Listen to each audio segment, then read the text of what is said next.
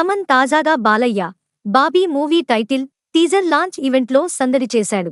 డాకు మహారాజా అంటూ బాబీ తన మూవీ టైటిల్ను ప్రకటించాడు. డాకు మహారాజ్ టైటిల్ టీజర్లో తమన్ ఇచ్చిన ఆర్ఆర్ అదిరిపోయింది.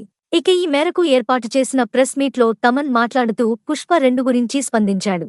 తాను ఒక్కడే సినిమా మొత్తం పూర్తి చేయలేనని, 15 రోజుల్లో అంత పెద్ద చిత్రాన్ని కంప్లీట్ చేయడం మామూలు విషయం కాదని అన్నాడు.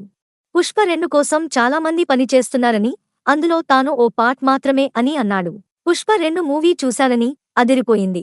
చాలా హై మూమెంట్స్ వచ్చాయని, తన వరకు అద్భుతంగా ఆర్ఆర్ ఇచ్చానని, తన అవుట్పుట్తో హీరో, డైరెక్టర్ సాటిస్ఫై అయ్యారని తమన్ చెప్పుకొచ్చాడు.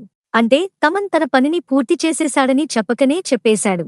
ఇక అజనీష్, శ్యామ్ సీఎస్ వంటివారు తమకు అప్పగించిన ఎపిసోడ్స్ను ఫినిష్ చేశారో లేదో మరి.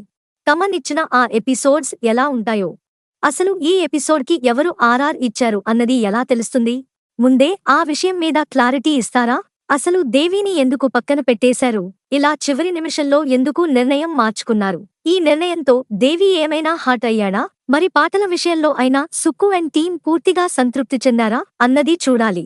పుష్ప-2 డబ్బింగ్ పనులు ఒకవైపు, ఐటమ్ సాంగ్ షూటింగ్ ఇంకోవైపు, సుక్కు ప్యాచ్ వర్క్ పనులు మరోవైపు, ఇక సంగీత దర్శకుల ఆర్ఆర్ పనులు, ఇలా పుష్ప-2 టీం ఫుల్ బిజీగా ఉంది. నవంబర్ 17న ఎట్టి పరిస్థితుల్లోనూ ట్రైలర్ను పాట్నాలో లాంచ్ చేసేందుకు టీం రెడీ అవుతోంది.